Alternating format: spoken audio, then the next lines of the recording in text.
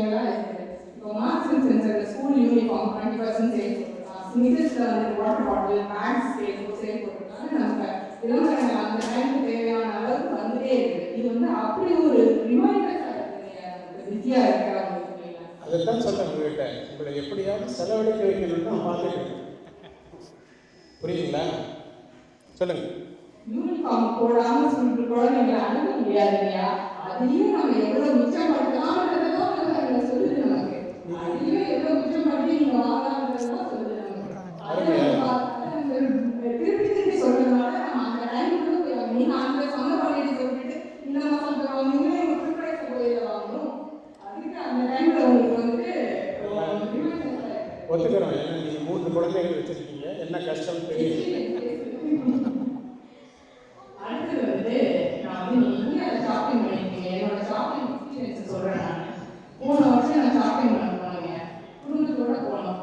ஒரு சுடிதார் செக்ஷனில் போய் நின்றுட்டு எனக்கு சுடிதார் எடுத்து போகலான்னு கேட்டேன். அந்த பொண்ணு எல்லாம் எடுத்து போச்சு.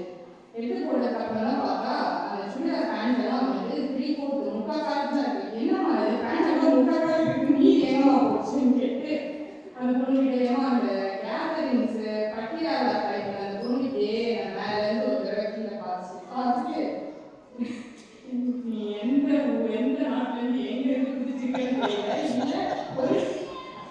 இல்லை 4 வருஷமா போகலாம் எப்படி நினைச்சிட்டு அது நீ இல்லை மேடம் அதெல்லாம் இப்போ வர்றதில்லை, இப்படிதான் மேடம் இது மட்டும்தான் இருக்குதுன்னு சொல்லு. சரி ஏதோ ஒன்று குடும்பம்னு சொல்லி வாங்கிட்டோம்னா அதுக்குள்ள எனக்கு சொன்னது அம்மா இந்த பணி நல்லா இருக்கா பாருங்க, அசைக்கில் போடுற வேலை வேலைங்க என்ன பாருங்க எதையோ எடுத்து சொன்னா இல்லை நீயே வந்து பாருங்க.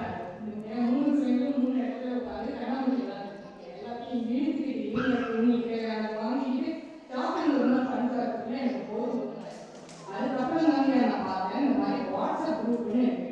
இந்த வாட்ஸ்அப் குரூப்பில் நமக்கு பட்டுப்புடவை வேணுமா அதுக்கு தனியாக வாட்ஸ்அப் குரூப் இருக்கு, காட்டன் சரி வேணுமா அதுக்கு இருக்கு, குழந்தைங்களுக்கு ட்ரெஸ்ஸுங்க வேணுமா அதுக்கு இருக்கு, எல்லாத்துக்கும் தனித்தனியாக வாட்ஸ்அப் குரூப் இருக்கு. வாட்ஸ்அப் குரூப்போட என்னன்னாங்கயா இது வந்து பெரிய பெரிய கடைகள் பண்ணுறது இல்லை, சின்ன லோக்கல் டவுனில் இருக்கிற நெசவாளிகள் வச்சுருக்க ஸ்மால் ஸ்கேல் பிஸ்னஸ் பண்ணுறவங்க இந்த மாதிரி அவங்களோட தரமான பொருட்களை பல பேர்கிட்ட கொண்டு போய் சேர்க்கறதுக்கு யூஸ் பண்ணுற ஒரு விளம்பர யுக்தி தான்.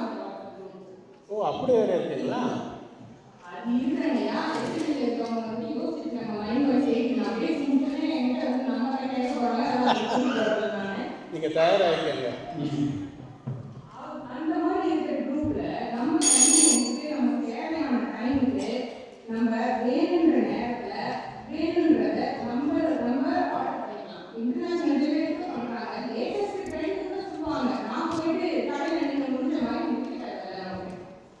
இது வந்து ஒரு கன்சியூமரை வாங்குறவங்க இங்கு மட்டும் இல்லாம சின்ன லெவலில் பிசினஸ் செய்யற விற்பனை பண்ணணும்னு நினைக்கிற அவங்களுக்கும் வந்து இது அவ்வளோ ஒரு உபயோகமா அவங்களோட வாழ்க்கையும் முன்னேற வைக்கிறதா இருக்குதுன்றது தான் என்னோட பாயிண்ட்.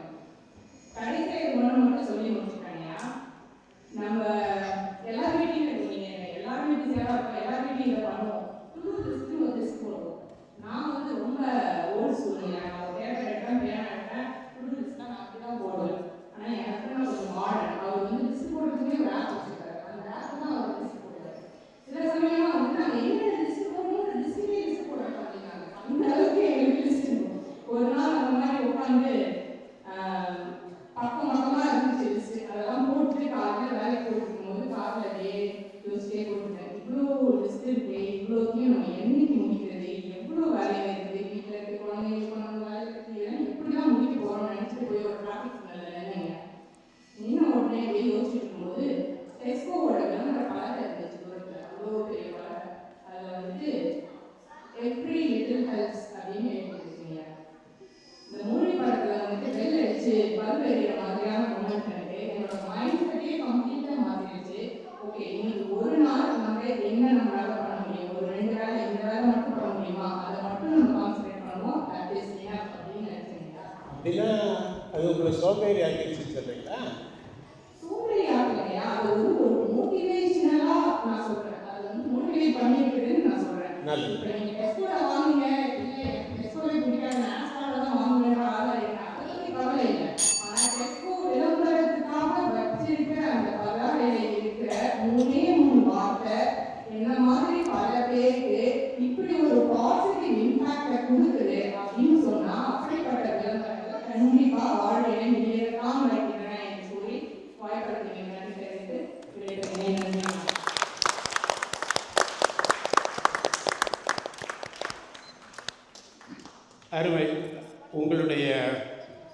குடும்பத்தில் இருக்கக்கூடிய அந்த கதைகளையும் சொன்னீங்க. அது இந்த விளம்பரங்கள் உங்களுக்கு எந்த அளவுக்கு உதவி செய்திருக்கு, குழந்தைகளுக்கு துணி எடுக்கிறதுலேருந்து மற்ற எல்லாத்துக்கும். ஆனால் இந்த ரோட்டில் போய் நின்றுட்டு இந்த டெஸ்கா விளம்பரத்தை பார்த்தீங்கன்னு சொன்னீங்கல்ல, அது ரொம்ப ஆபத்தான காரியம். ஏன்னா ரோடு டிராஃபிக் ஓடிக்கிட்டு இருக்கு, நீங்கள் பாட்டு அங்கே நின்று அதை பார்த்துக்கிட்டு இருந்தீங்கன்னா பின்னால் வந்து முட்டிடுவாங்க காரில். அந்த சிக்னல் தான் சொல்கிறேன் நான், கவனமாக இருங்க. அது லண்டன்லலாம் நீங்கள் வண்டி ஓட்டினீங்கன்னா அந்த சிகப்பு விளக்கு இருக்கும்போதே பின்னால் இருந்து ஆர்ன் அடிப்பாங்க. எனக்கு அந்த அனுபவம் இருக்குது. அதனால் கொஞ்சம் கவனமாகவே இருங்க. நன்றி, அருமையான கருத்துக்களை சொல்லியிருக்கீங்க. இந்த எதிரணியிலேருந்து வந்துட்டு திருமதி வித்யா வந்து இப்போ பேச வர்றாங்க. அவங்க சொன்னது அவ்வளோ பொய், அப்படியெல்லாம் வாழ்க்கையிலே ஒன்றும் கிடையாது. நான் பாருங்கள் இப்போ அவங்கள தகர்த்து எறிய போகிறேன் அப்படின்னு சொல்லி. வாங்க வித்யா.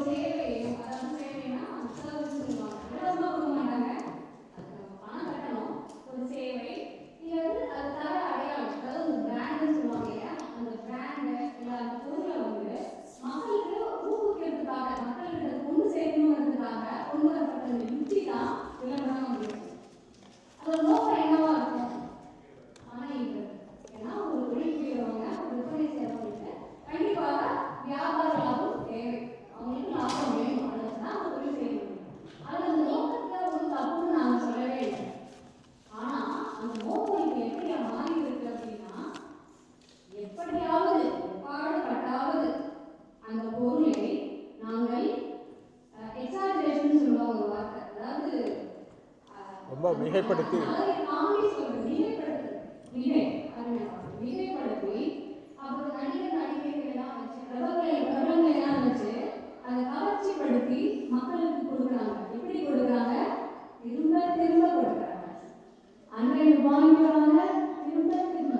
திரும்ப திரும்ப திரும்ப திரும்ப சொல்லுங்க சொல்லுங்க. இல்லாட்டி மறந்துடுவீங்க இல்லையா? கண்டிப்பா. ஏன்னா மறதிங்கிறது மனிதனுக்கு ஒரு இயல்பான இருக்கக்கூடிய ஒரு வியாதி இல்லை. அப்போ அதை திரும்ப திரும்ப இது பண்ணுறாங்க. இந்த ஒரு படத்தில் நான் ஒரு காமெடி பார்த்தேன். ஒரு நகைச்சுவை நடிகர் வருவார். அந்த படத்தில் பேர் எனக்கு தேவையில்லை. அவர் வந்து ஒரு மனதில் பாதிக்கப்பட்ட மாதிரி நடிச்சிருப்பாரு. அவர் வந்து தனக்கானே ஐம் டாக்டர் அவர் நண்பர் கேட்பாரு, நர்ஸ் என்ன என்னுடைய நண்பர் அவர் டாக்டர் சொல்லிடுறாரு. அதாவது அவரோட மனதில் ஒருத்தங்க ஆழமா புகுந்து நீங்க டாக்டர் டாக்டர்னு அவங்க சப்கான்ஷியஸ் மைண்ட்ல பதிகிற அளவுக்கு சொல்லியிருக்காங்க. அதனாலதான் அப்படி சொல்றாரு. என்னங்க நீங்க, நாங்கள்லாம் 15 வருஷம் படிச்சுட்டு டாக்டராக இருக்கோம். டாக்டர் டாக்டர் டாக்டர்னு மனசில் சொல்லிட்டா டாக்டருங்களா? அவர் ஐயாலாம் வந்து டாக்டரேட் வாங்கியிருக்காங்க எக்கனாமிக்ஸில். அவங்கள கேளுங்க எவ்வளோ சிரமப்பட்டு வாங்கினாங்க.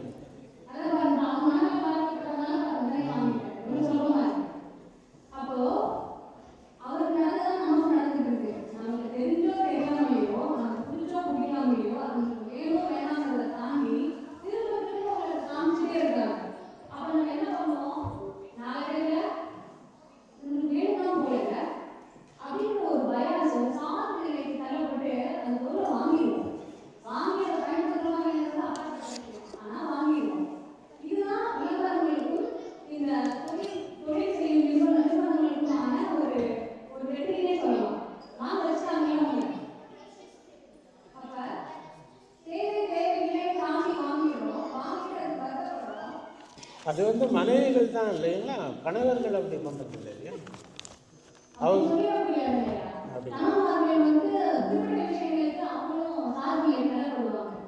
அப்படிங்களா?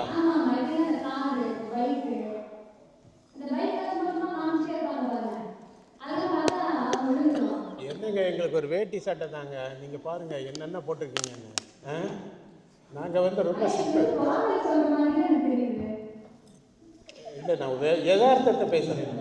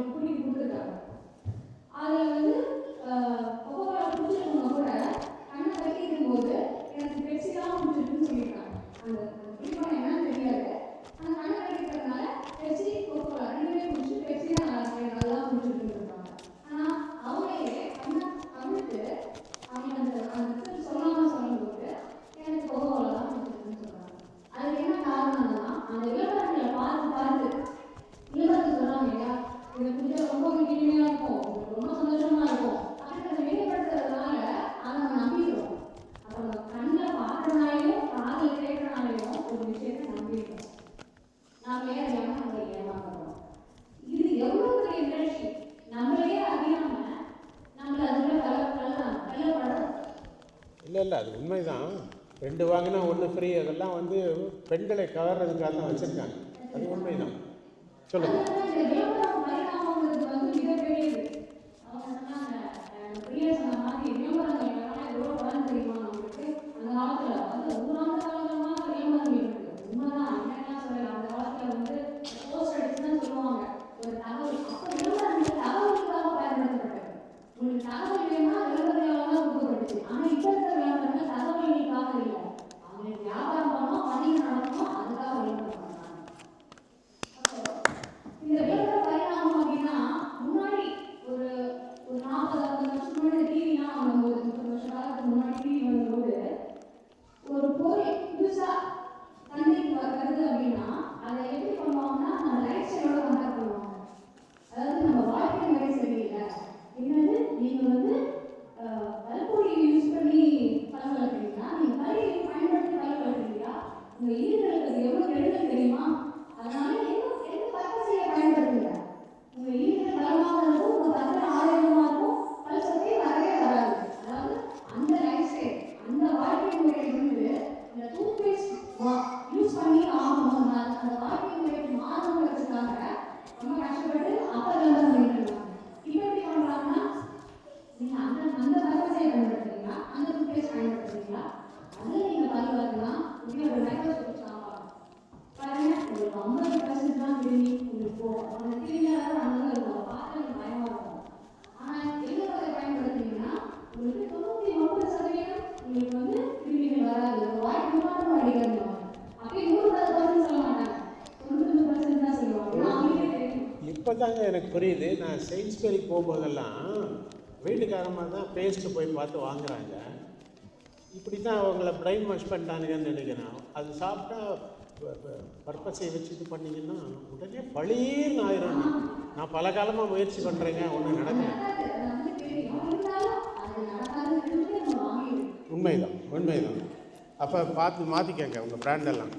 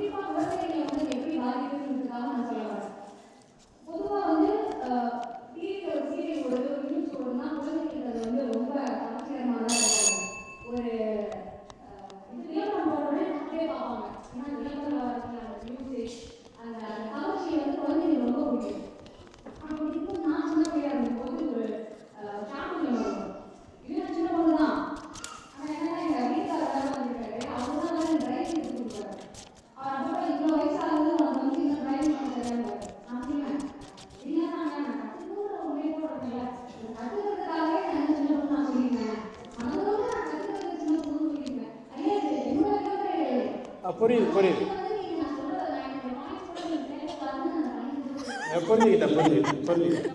சொல்லுங்க.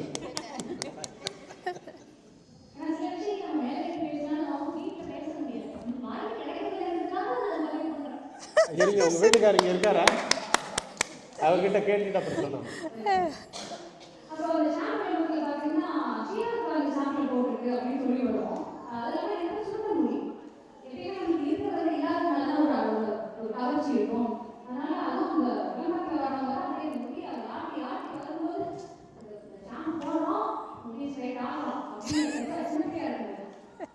அப்புறம் 1 மாசம் போடுறேன், 2 மாசம் போடுறேன், ஒன்றும் பலனில்லை.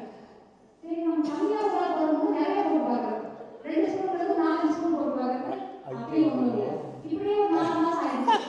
அப்புறம் அது எனக்கு பழகிடுச்சு. சரி வராது. ஆனால் இந்த நான் பழக்கப்பட்டேன் இல்லையா, அந்த ஷாம்பை பயன்படுத்த ஆரம்பிச்சேன். அந்த பழக்கம் எனக்கு வழக்கம் ஆயிடுச்சு.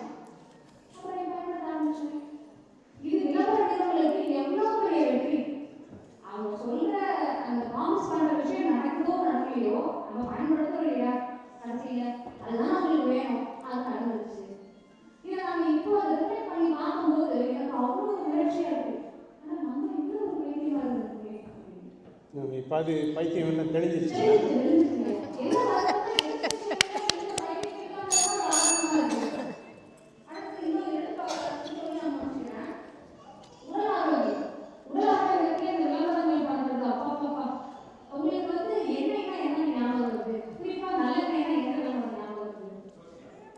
அப்படின்னு சொல்றாரு. நான் தான் நடிகர்லாம் சொல்லல, எந்த விளம்பரமா கேட்டா அவங்க சொல்றாரு. இல்லை அவர் ஆண்மகன், அதனால நடிகை பார்த்து ஆனா பொதுவா நல்லதுன்னா அதுதான் ஞாபகம் வரும். அங்கேயும் அந்த அம்மா வந்து இன்னைக்கு வந்து காலையில என்ன சாப்பிடுவாங்க. நான் அப்போ குழம்புக்கு பதிலா சாம்பாருக்கு பதிலா இன்னும் சாப்பிடணும் அப்படியாவது நான் நினைச்சேன்.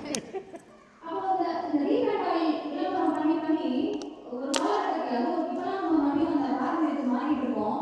இப்போ அந்த காலத்துக்கு ஒரு 15 வருஷத்துக்கு முன்னாடிலாம் வந்து ரீமேட் ஆயில் தான் கரெக்ட் சொல்லிட்டு அதை பயன்படுத்தினாங்க. அதனால பெண்ணுடைய கரெக்டாக முன்னுரிமை வர ஆரம்பிச்சு. அப்போ இந்த மாதிரி உடல்நல பிரச்சனைகளுக்கும் விளம்பரங்கள் ஒரு பெரிய காரணமா இருந்திருக்கு. அடுத்தது குறிப்பா எனக்கு மிகவும் பிரச்சனை செய்யறதுன்னா பெண்களை வந்து எதுவும் இல்லை, எல்லா விளம்பரத்தையும் வருவாங்க. அது ஒரு விளம்பரம், அதாவது ஆன்லைன் பயன்படுத்தக்கூடிய ஒரு ஆசிரியர்களின் ஒரு கோப்பியம் அதை போடுறாரு.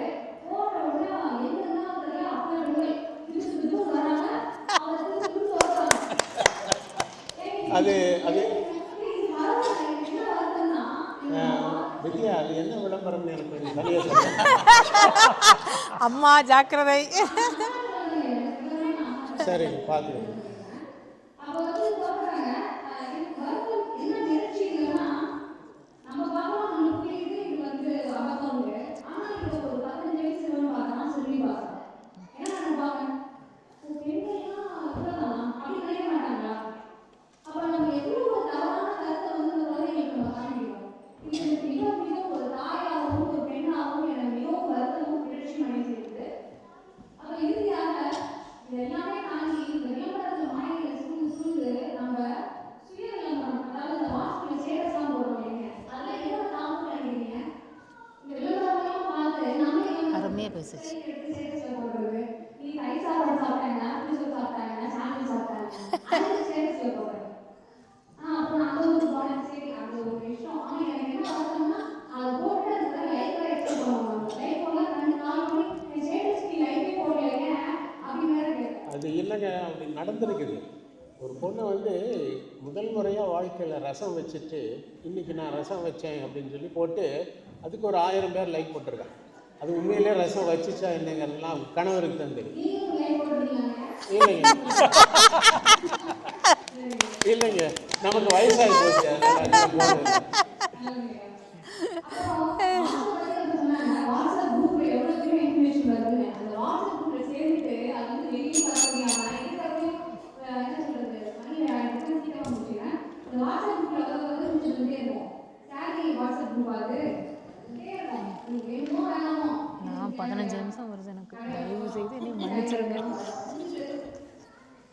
தங்கச்சி அப்போ இந்த விளம்பரம்ன்ற ஒரு தொற்று நோய் மாதிரி தான் இருக்கு. இந்த தொற்று நோயில அந்த வெளியே வரதுக்கு எங்க அணிகெல்லாம் வந்து விழிப்புணர்வு அப்படின்ற ஒரு தடுப்பூசியை போட்டுட்டோம். நாங்கள் இப்போ போடுறோம், அது வெளியே சேருது. ஆமாம் ஆமாம், உண்மைதான். அதனால நீங்க வந்து தொழில்முறையின் மருந்தா இருக்கிறதுனால பாவம் எதிரிகள் வந்து இன்னும் அந்த மாயைகள் அந்த மாயை சரி பண்ணிடுவாங்க, சரி பண்ணிடுவாங்க. அதனால நீங்க அவங்க அந்த விழிப்புணர்வு தடுப்பூசியை பரிந்துரை செய்து அவங்களையும் அது சரி பண்ணிடலாம், சரி பண்ணிடலாம்.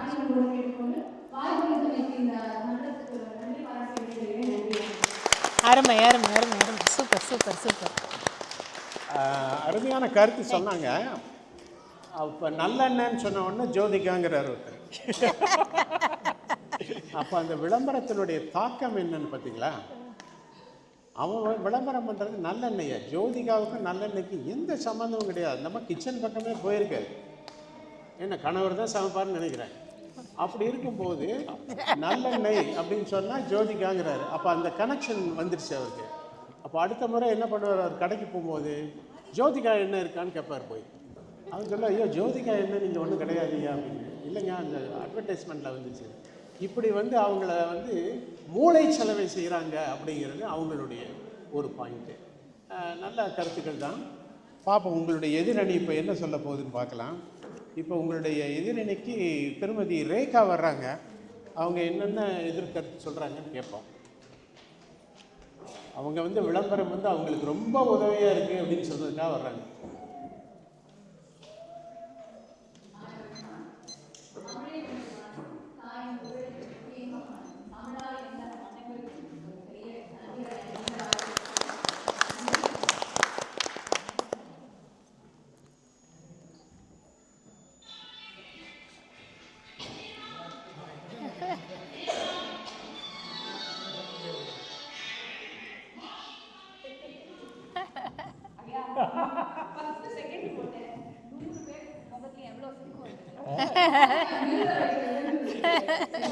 அது என்ன பேசலாம். ஆனா இந்த ஒரு நிகழ்வு ஒரே ஒரு 10 செகண்ட் நான் போட்டு இந்த ஒரு இசை இருக்கு. உங்களை வந்து அப்படியே பின்னோக்கி அந்த பாட்டை சொல்லி உங்களுடைய சின்ன வயசுல கொண்டு போயிருக்கும். அங்க போய் நீங்க என்ன பண்ணீங்க? அப்போ உங்களோட வயசு என்ன தண்ணி வச்சுருக்கேன். தண்ணி இருக்கா? என்ன படிச்சுட்டு இருந்தீங்க? போயிட்டீங்களா? பின்னாடி பின்னோக்கி செஞ்சீங்களா? அங்கதான் விஷயம் அப்படிங்கிறது விளம்பரம் அப்படிங்கிறது வியாபாரத்துக்கு முக்கியமான ஒரு ஒன்று. ஓகேவா? அது செஞ்சுதான் ஆகணும். பின்னாடி எப்படி தெரியும் என்ன விற்கிறாங்க? இல்லை வாஷிங் பவுடர் நிர்மா வந்து நாங்கள் கேள்விப்பட்டிருக்கோம். அது என்னன்னா இதையெல்லாம் போட்டு கடைசியில் அந்த கணவன் தான் கஷ்டப்படுறான். அவன் தானே வாஷ் பண்ணணும். ஏன்னா அதனால வந்து நீங்க நம்ம ஊர்ல கூட ஏதோ ஒன்று போச்சா இங்க வாஷிங் மிஷின் இருக்கு. அதை எப்படி சொல்றாங்க? அதுவும் நாம ஒரு நிர்வாகம் ஆகிட்டேன். சர்வ விஷயத்தை நானும் போட்டு அது நம்ம தானே போட்டோம். நாம தான் போட்டோம். நம்ம இன்னொரு முக்கியமான விஷயம் இருக்குங்க. சொல்லுங்க. வந்து நான் சொன்னேன் இல்லையா, இந்த பாட்டு வந்து நம்ம பாடிட்டு கேட்டுட்டு போயிடலாம். ஆனா சின்ன வயசுல நாங்க எப்படின்னா இதோட சேர்த்து எங்களுடைய கற்பனையை வளர்க்கறதுக்கு ஒரு சூப்பர் பாட்டு வாஷிங் பவுடர் நிர்மா ஆயாவி பெக்குமா வந்து சாப்பிடுறா குண்டாடா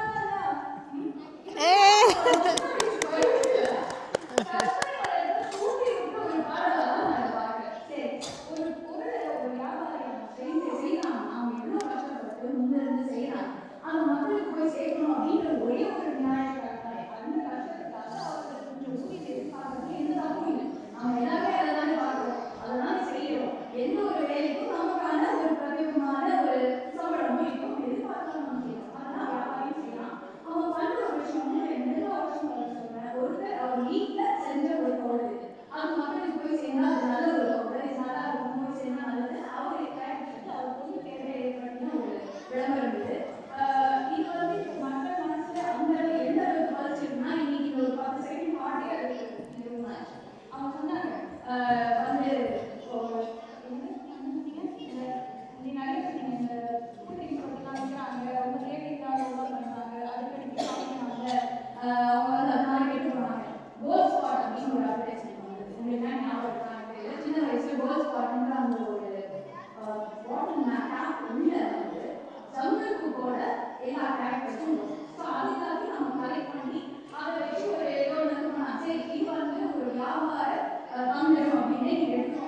அந்த காலகட்டத்தில் தமிழ் புக்கை படிக்காதவங்க நிறைய பேர் இருந்தாங்க.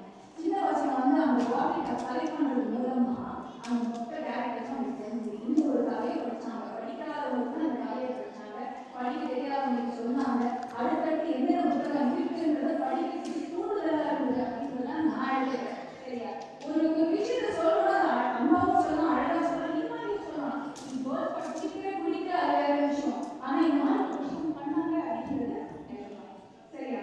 இன்னொன்னு நம்ம நீங்க சொன்னீங்க நிறைய வளர பேசுறாங்க. அந்த காலத்துல வந்து சம்பளம் சொன்னாங்க அப்படின்லாம் ஒளிய மொழியும் பார்த்து ஞாபகம் எல்லாருக்குமே இருக்கும். 7:30 மணிக்கு ராத்திரி போவாங்க. 7:25 வயது வாழணும். அந்த வயது வாழணும்ன்ற நிகழ்ச்சி வந்து எவ்வளவு முக்கியமான ஒரு நிகழ்ச்சின்னு இன்னைக்கு நம்ம யோசிச்சு பார்க்கும்போது உங்களுக்கு தெரியும். விவசாயிகளுக்கு வேணுன்ற அத்தனை விவரங்கள் எப்படி எங்க அரசாங்க மானியங்கள் எங்க இருக்கு, விதைகள் எங்க இருக்கு, எப்படி அந்த நிலத்தை நீங்க பராமரிக்கலாம், எப்படி நீங்க என்ன இந்த வருஷம் என்ன சாகுபடி பண்ணான்றது மட்டும் அந்த இடத்துல சொல்லுவாங்க. இது விளம்பரம் மட்டுமல்ல, இது செய்தியும் கூட. அதனால இது ஒரு முக்கியமான ஒரு விஷயமா இருக்கும். வேணுமோ வேணாமா 5 நிமிஷம் வயல் வாழ்வு கேட்டுதான் மொழிமொழி இல்லை. அதாவது நான் சின்ன வயதில் வந்து இந்த விளம்பரத்தை பார்த்துருக்கேன். இந்த திரைப்படத்துக்கு முன்னால் வந்து முதல்ல ஒரு விளம்பரம் வரும். அதில் வந்து 17 யூரியா போடுங்க அமோக மகசூல் அப்படின்னு. அந்த யூரியாவை போட்டே உலகத்தை காலி பண்ணிகிட்டு இருக்காங்க. அங்கே இருக்க உணவுகள் கூட அவ்வளோ நல்லா இல்லை. நல்ல காரியம் இருக்குது விளம்பரத்தில். ஆனால் இந்த அவங்க சொன்னபடி கொஞ்சம் தீய காரியங்களும் இருக்குது. நல்லது சொன்னேன். நல்லது சொல்கிறேங்களா?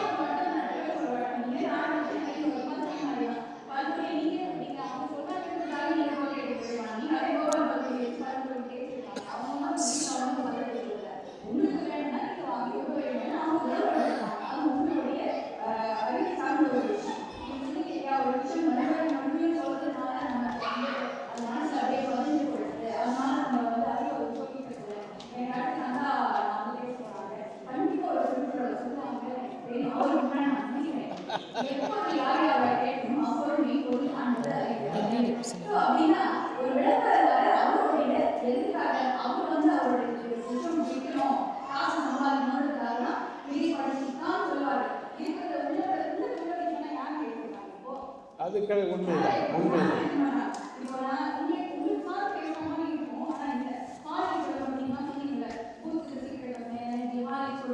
வந்து உள்ளபடியே சொல்கிறவங்க இல்லை, எல்லாம் வந்து மாயை தான். அவங்க தான் சொல்லுவாங்க. அதுக்காக நம்ம போய் டபா டபா ஹார்லிக்ஸ் வாங்கி குடிக்க முடியாது, குடிக்கக்கூடாது. அதுக்கான அறிவு நமக்கு இருக்கு. அதுக்கான ஏன் புண்ணிய நமக்கு அதை தெரிஞ்சுக்கணும். எது நல்லது எது நல்லது இல்லைன்னு நாம தெரிஞ்சுக்கணும். அதெல்லாம் கடவுள் சொல்லியிருக்காரு.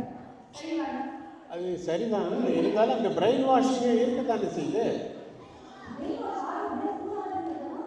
எந்த உங்கள் வலது பக்கம் இருக்காரு அந்த நண்பர் தான் பாருங்கள், நல்லெண்ணெய் ஜோதிகம் இந்த மாதிரி தான் உங்களை பிரெயின் வாஷ் பண்ணிகிட்டு இருக்காங்க. சொல்லுங்கள் சொல்லுங்கள். இன்னொரு விஷயம், கொக்கோகோலா பற்றி சொன்னீங்க. கொக்கோகோலா வந்து 1920 அவங்களுடைய அட்வர்டைஸ்மெண்ட் ஆரம்பிச்சபோது அவங்க கொக்கோகோலாவோட சான்று கிறிஸ்துவ சப்போர்ட் பண்ணணும் அப்படின்னு ஆரம்பிச்சாங்க. அப்போ சாண்டா கிளாஸ் வந்து அதுக்கு முன்னாடி வரைக்கும் பச்சை நிறத்தில் யாருக்கான தெரியுமா? சாண்டா கிளாஸ் வந்து பச்சை நிறத்தில் ஒரு எல்ஃப் மாதிரி இருந்தாங்க.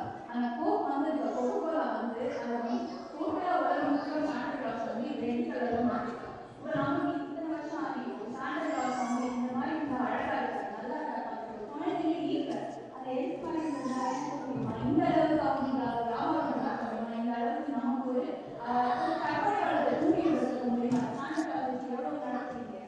அதனால நீங்க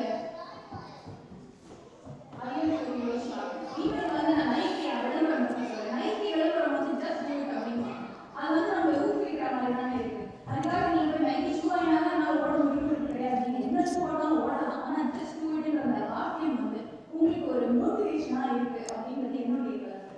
இப்போ ரஹ்மானோட ஒரு எடுத்துக்கோங்க, லியோ காஃபிலேருந்து ஏர்டெல்லேருந்து லைட்லேருந்து அவர் பண்ண மிசையை வச்சு அவர் இன்னைக்கு உலகம் கூட சக்கப்போடு போட்டுருக்காங்க. அவர் ஆரம்பிச்சது இந்த மாதிரி விளம்பர பாடல்கள் இருந்தாங்க. இந்த விளம்பர பாடலை பாட்டு எத்தனை பேர் நம்ம போய் லைட் வாட்ச் பண்ணிருக்கோம், இல்லை லியோ காஃபி வாங்கிருக்கோம், இல்லை இசையை ரசிக்கும் கலந்து செல்லும், அவ்வளோதான். வாங்குறவங்க அவங்க எடுத்துக்கிறதுக்கு வாங்கிருக்காங்க, அப்படிதான் இருக்கணும். இன்னொன்று சொல்லணும்னா மக்கள் விளம்பரங்கள் பார்க்கறதுனால தான் சமுதாயத்தில் நல்ல விவரங்கள் வந்து அவங்களுக்கு போய் சேருது. இப்போ கோவிட் வேக்சின் வந்த காலத்தில் குக்கிராமங்களில் கோவிட் பற்றி தெரியாத இடத்துல வேக்சின் போய் சேர்றதுக்கான ஒரு அட்வர்டைஸ் விளம்பரம் தேவைப்படுது. அது அரசாங்கம் மூலமாக நல்லபடியாக செஞ்சாங்க. அதே போல தான் ஒரு சினிமா ஆரம்பிக்கிறதுக்கு முன்னாடி மருத்துவர்கள் ஒரு கெடுதல்ன்றது நல்ல விஷயம் தானே. அது சொல்லுவாங்க குடியை கெடுக்கும்ன்றது ஒரு விஷயம், புகைப்பிடிக்காதீர்கள் அப்படின்றது ஒரு நல்ல விஷயம் தான். அதே போல நம்ம ஊரில் வந்து டாக்ஸ் கட்டணும் நேரத்துக்கு டாக்ஸ் கட்டணும் அப்படின்றதே ஒரு விளம்பரமா அரசாங்கம் கொடுக்குது. நீங்க சொல்றீங்கல்ல அட்வர்டைஸ்மெண்ட் வந்து நம்ம பாதிப்பு இது பண்ணுது. யூடியூப்ல எவ்வளவோ ஆட் வருது, நம்ம ஸ்கிப்பாட் பட்டன் அமைச்சு நம்ம பாட்டு அடுத்து போயிட்டு இருக்கோம்ல. அதே போலதான் வாழ்க்கைக்கு தேவையான ஒன்றை வச்சு நீங்க ஸ்கிப் பண்ணி போயிட்டே இருக்கணும். அவ்வளவுதான் நான் சொல்றேன். நீங்க விளம்பரம் உங்களுக்கு வந்து சாமிக்கா இல்லைன்ற முக்கியம் இல்லை, நமக்கு எது தேவைன்றது புரிதல் வேணும் அப்படின்றது தான் என்னுடைய கருத்து. இப்போ இது அவங்க அன்னைக்கு பேசுகிறாங்களா, நம்ம அன்னைக்கு பேசுகிறாங்களா? ஒரு விவசாயி அவங்கள பத்தி நம்ம வந்து கேள்விப்பட்டிருக்கோம், தெரியும். நமக்கு அவங்களுக்கு என்னென்ன தேவை அப்படின்றத பத்தி மட்டும் தெரிஞ்சுக்காம இப்போ நீங்க சொன்ன மாதிரி தடுப்பூசிகளோ போலியோ எடுத்துக்காங்க, போலியோலாம் டாக்ஸ் பத்தி எவ்வளோ பேருக்கான விழிப்புணர்வு சின்ன இன்னும் மாணவர்களை பத்தி எவ்வளோ பேர் விழிப்புணர்வு இருக்கும். சிட்டிஸ் இருக்கும், ஆனால் கிராமங்கள் இருக்காது. என்ன பண்ணணும்னு அவங்களுக்கு தெரியாது, எங்க யார் தொடர்பு சொல்லணும்னு தெரியாது. இந்த மாதிரி விவரங்கள் அவங்களுக்கு போய் சேர்றது ரேடியோ பற்றினாலும் தொலைக்காட்சி பற்றினாலும் தான். அதனால விளம்பரம் அப்படின்றது என்னைக்குமே எப்பயுமே கிடைத்ததான ஒரு விஷயம் இல்லை. ஆடிக்கல்வி உங்களுக்கே ட்ரெஸ் வாங்குறது ஆடிக்கல்வியோடைய ஒரு 30 வருஷத்துக்கு முன்னாடி வந்து ஆடிக்கல்வி சும்மா நான் கேள்விப்பட்டேன். ஆனால் இன்னைக்கு ஆடி வரதுக்கு முன்னாடி எல்லாரும் தயாராகிறாங்க ஒரு கல்வி வரப்போகுது. இது என்ன ஆகுதுன்னா அந்த வருஷத்துக்கான தேவையான பொருட்கள் அனைத்தையும் இப்போ நான் வாங்கினேன்னா எனக்கு இத்தனை பணம் சேமிக்க முடியும் அப்படின்ற ஒரு மனநிலைக்கு குடும்பத்தார்கள் வந்துவிட்டார்கள். இப்போ குடும்பத்தில் பண சேமிப்பு நடக்குது, இதனால நிறைய நன்மைகள் ஏற்படுறதுன்னா அடுத்து அதுக்காக ஒரு பேச போறாங்க. நம்ம கலர் எப்படின்னா இந்தியா போறதுக்கு முன்னாடியே அவங்க தான் பார்த்து வச்சுருவாங்க, எந்த இடத்துல எந்த படம் நல்லா இருக்கு, என்ன நல்லா இருக்கு, இதெல்லாம் பார்த்து வச்சு அவங்க உடனே வாட்ஸ்அப் ரெடி இதுதான் நான் வந்து இருக்கேன் அப்படின்னு வாங்க. உண்மையிலே அவங்களுக்கு கேட்கணும் மேற்கொள்ள சொல்லிட்டு மேட்சிங் ஆகிடுவாங்க. தெளிவா தெரிஞ்சு வாங்கி எங்கிட்ட போனாடி சொல்றாங்க ஒரு புதுச்சலை கட்ட வேண்டி இருக்கு, எப்படி முடியும் வந்து உட்காந்து அக்கா மதிப்பே முடியாது. இப்போ கடைசி நான் சொல்லிட்டேன்னா ஒரு பழமொழி சொன்னா அனுபவிக்கணும்.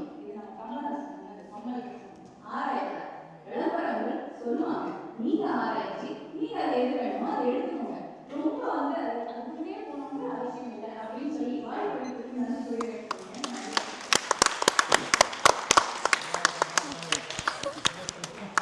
அருமை அருமை. அதாவது ஐயா தடங்களுக்கு மன்னிக்கும் ஐயா, இருந்தாலும் கூட கண்டிப்பாக எங்கள் விழாவுக்கு எப்போவுமே வருவாங்க. பொதுவாக அவங்க ஒரு ஸ்பீச் கொடுப்பாங்க, ஒரு நம்ம சொல்லுவோம் இல்லையா, ஒரு மக்களுக்கு வந்து ஒரு உற்சாகமான ஒரு பேச்சு கொடுப்பாங்க. ஆனால் இன்றைக்கு அவங்களால முடியல, அதனால் மன்னிக்கணும். இப்போ அடுத்து நம்ம பட்டிமன்றத்துக்குள்ளே போனால் நம்ம ரேகா வந்து நிறைய காரியங்கள் சொன்னாங்க. உங்களை பிரெயின் வாஷ் பண்ணுறாங்க, மூளை செலவை பண்ணுறாங்க, அதுக்கெல்லாம் நீங்கள் வந்து அடிமையாகிறாதீங்க, உங்களுடைய மூளையை வந்து கொஞ்சம் பயன்படுத்துங்க அப்படின்னு சொல்லி. உண்மைதான். நான் அன்றைக்கு ஒரு சின்ன நகைச்சுவை துணுக்கு படித்தேன். நான் இந்த கணவனும் மனைவியும் கடை வீதியில் போயிட்டு இருக்கும்போது, பொதுவாக கணவன் தான் மனைவிக்கு புடவை வாங்கி தர்றது மற்ற இதெல்லாம். அந்த மனைவி சொல்கிறாங்க, ஏங்க நீங்கள் இந்த 2 சட்டையுமே வச்சுட்டு எத்தனை நாள் வண்டி ஓட்டிட்டுருங்க, வாங்க உங்களுக்கு ஒரு சட்டை வாங்கிடலாம் அப்படின்னு. அப்போ அவனுக்கு புரியல, என்ன திடீர்னு இந்த அம்மாவுக்கு நம்ம மேலே கருணை வந்துருச்சு அப்படின்னு பார்த்தா அங்கே போர்டு வச்சுருக்கேன், 2 சேலை வாங்கினா ஒரு ஷர்ட் இனாம். இப்படி தான் மக்களை வந்து உள்ளே இழுக்கிறது. அட்சய திருதின்னு ஒரு நிகழ்வு வரும், உங்களுக்கு எல்லாருக்கும் தெரியும். அப்போ போய் தங்கம் வாங்கினா வீட்டில் தங்க காசாக கொட்டுன்னு சொல்லி உங்களை ஏமாத்திடலாம். கடைசியில் யார் பணக்காரனாகிறான்னு கேட்டால் அந்த கடைக்காரன். கேட்டிங்களா? இந்த மாதிரி அந்த விளம்பரங்கள் உங்களை வந்து வளைச்சு போடும்போது நீங்கள் கொஞ்சம் கவனமாக இருக்கணும் அப்படிங்கிறது அவங்களுடைய கருத்து. அருமையான கருத்து, ரொம்ப நன்றி. ஐயா, எங்கள் அணிக்கு பேசுனாங்களா? உங்கள் அணிக்கு பேசலை. அவங்க என்ன சொல்கிறாங்கன்னா, கொஞ்சம் புத்தியை வச்சு யோசனை பண்ணுங்க, அவங்க சொல்கிறது எல்லாத்தையும் கேட்காதீங்க, நல்ல கருத்துக்களும் அதில் வருது அப்படின்னு சொல்லி. சரிங்களா? இப்போ அடுத்து என்ன, உங்களுடைய அணியிலேருந்து வரீங்களா? வாங்க. நண்பர் கந்தசாமி பாரதி வர்றாரு, வாங்க. அவங்க வந்து அவங்களுடைய அணிக்கு பேசுனாங்களா, என்னுடைய அணிக்கு பேசுனாங்களா அவங்க தான் கேட்டுருக்கீங்க. மாலை பொழுதில் வந்த அவருக்கும் விளம்பரத்தின்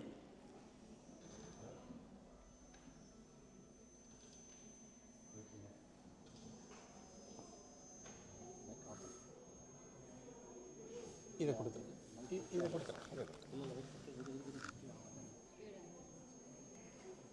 இந்தாங்க அண்ணா, இது போடுங்க.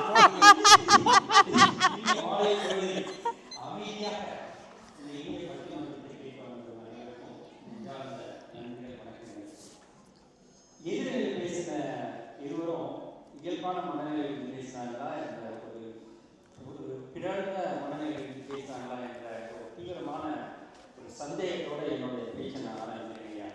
நீங்கள் மனநிலை மருத்துவரா இல்லையா?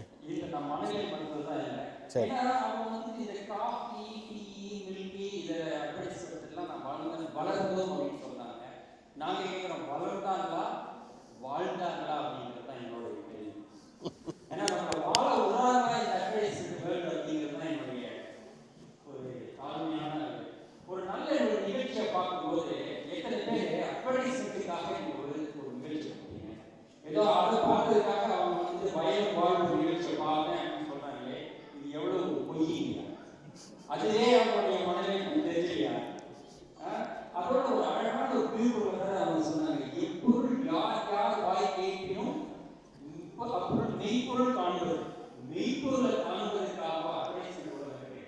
நீ மெய்ப்பொருளை பார்க்கவே கூடாது அப்படிங்கிறத ரொம்ப கவனமா இருக்காங்க. ஒவ்வொரு நேரம் எங்கிட்ட மெய்ப்பொருள் இருக்கு, அவங்க மெய்ப்பொருள் இல்லை, அதனால என்னோட வாங்க இப்படி சொல்லி நம்மளை ஒரு தாழ்வு மனப்பான்மையோடு ஒரு மன நோய் பிடித்தவர்களாகவே ஆக்கி வைத்திருக்கக்கூடிய இந்த அட்வர்டைஸ்மெண்ட் வேர்ல்டை பற்றி நம்ம பார்க்கறாங்க.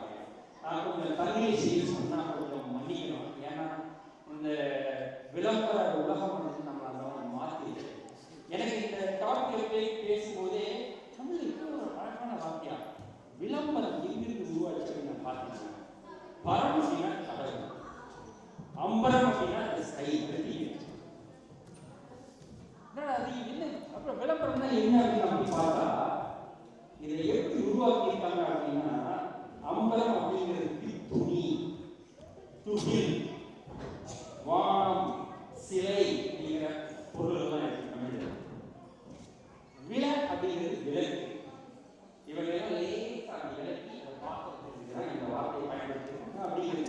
அருமை அருமை அருமை அருமை. Super super. இப்படி லேசா ஏதோ காட்ட வந்தவர்கள் வாழ்க்கையின் அங்கமே விளம்பரம் மாறி போச்சு அப்படின்ட்டு நம்ம மாற்றி வச்சிருக்கக்கூடிய இந்த மனநிலை தான் நம்மளுக்கு மிகப்பெரிய தலைவலி, ஒரு மிகப்பெரிய பிரச்சனை. இது எல்லாவற்றுக்குமே விளம்பரம் தான் இந்த வாழ்க்கைக்கு தேவையா அப்படிங்கிறது தான் என்னுடைய முதல் கேள்வி. நல்ல செய்திகளுக்கும் ஒழுக்கமான வாழ்க்கைக்கும் நேர்மையான நெறிமுறைகளுக்கும் மக்களுடைய வாழ்க்கை முறையும் ஒரு துணையா இருக்கு.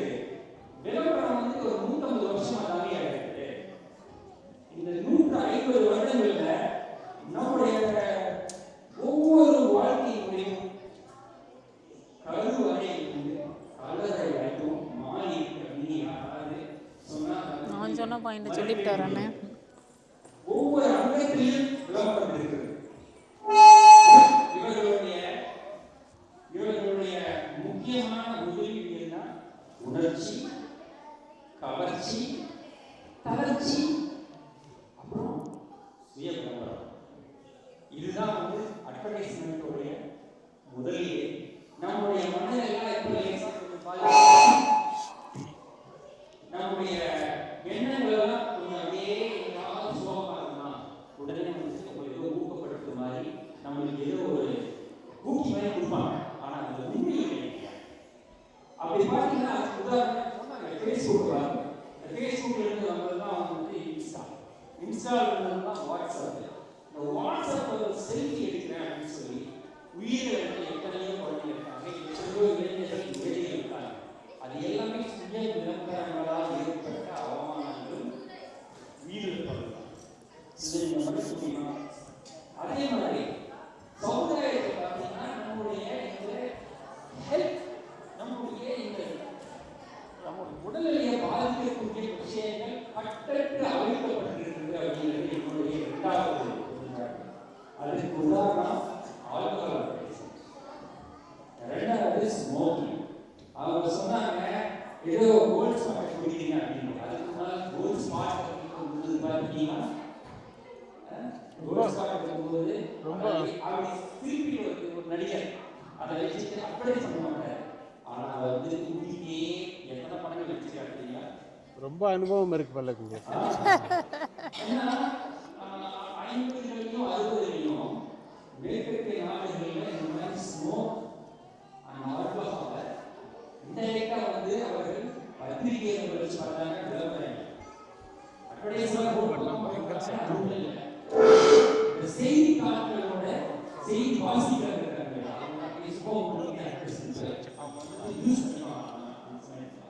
அப்போ இந்த சிகரெட் குடிக்கும்போது தான் அவங்களுக்கு இந்த மாதிரி ஒரு கெட்டு வருது. சொல்லுவாங்க தமிழ்நாட்டு வார்த்தை. அந்த மாதிரி ஒரு இன்டைரக்டா ப்ரொமோட் பண்ணிருக்காங்க. உங்களுக்கெல்லாம் தெரியும் ஸ்மோக் ஆல்கஹால் எவ்வளவு ஒரு சோஷியல் ஹார்ம் இருக்கு அப்படின்னு நான் சொல்ல வேண்டியது உங்களுக்கே தெரியும்.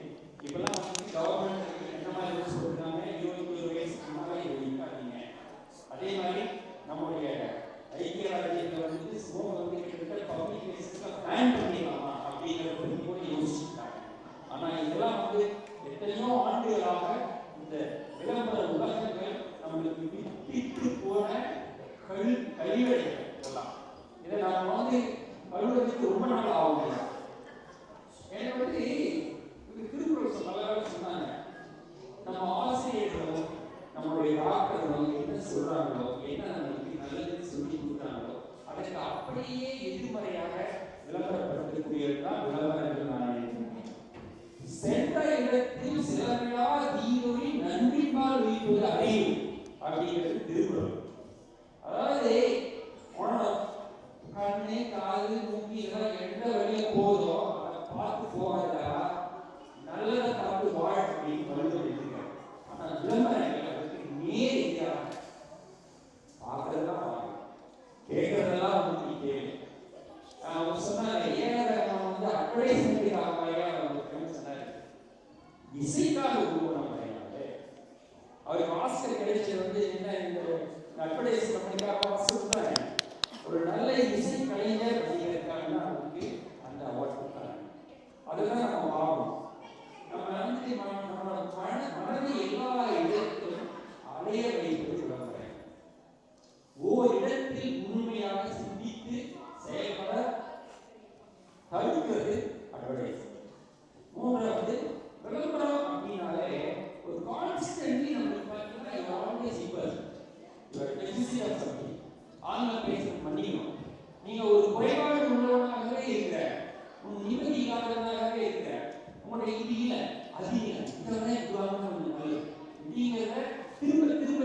திரும்ப நம்ம மனசுல சொல்லிட்டே இருக்கும்பொழுது இந்த வாசனை நம்ம சரியாயிடும். ஓ, இதை விட இது நல்லா இருக்கும் இப்படிங்கிறதுலயே தான் நம்ம வந்துட்டு கவனம் செலுத்துறோம்.